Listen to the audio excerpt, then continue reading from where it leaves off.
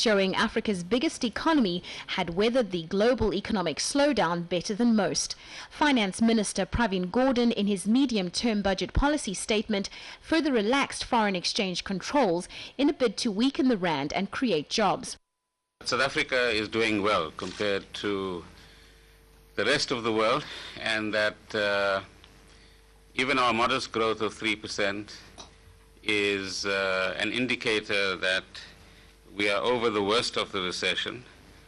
But at the same time, as we've been saying for a while, we need to be very aware that we live in very uncertain times, and that certainly the global context is a very mixed one, with extremely good things happening in so-called emerging markets and not so good things happening in the developed part of the world.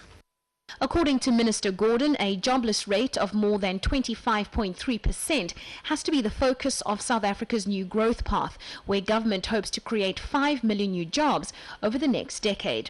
The growth path is about saying that if we want to get to higher sustained levels of growth, which will result, on the one hand, in many more jobs being created, and Minister Patel on our behalf has talked about 5 million jobs. We need all sectors of South African society to make a contribution to the growth path. The growth path is not just about saying, how do we create a few jobs in a few sectors? It's about saying, how do we mobilize every single human being that is within the South African borders? How do we take every single sector of the South African economy and of our society and ask the question, what does each one of us have to do? What does each one of us have to contribute? But rand strength due to capital inflows and a weak dollar present the country with a challenge to find some balance between containing inflation and creating jobs while protecting the country's manufacturing industry.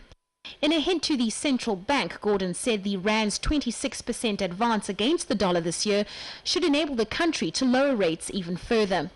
In addition, the Treasury plans to maintain a counter-cyclical fiscal policy stance while continuing to boost the central bank's foreign reserves in line with international best practice.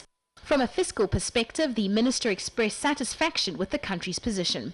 From a fiscal point of view, we've done the right thing over the past 2 years in expanding our fiscal deficit so that we could use the fiscal space that South Africa had created in the years before to address our objective of ensuring that we don't compromise any of our delivery in infrastructure, in social services, in grants.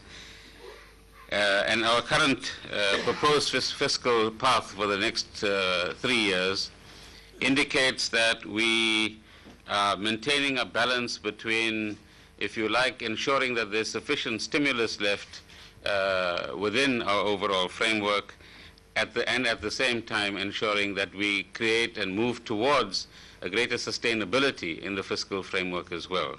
With a budget deficit forecast to drop from 5.3% of GDP next year versus a previous estimate of 6.2%, the minister aims to use the strong recovery in the economy to help stabilize the rand and, in doing so, fuel job creation. Gordhan made no new announcements on the much-talked-about national health insurance scheme, but said it was still under review, though it remained a top priority for the government.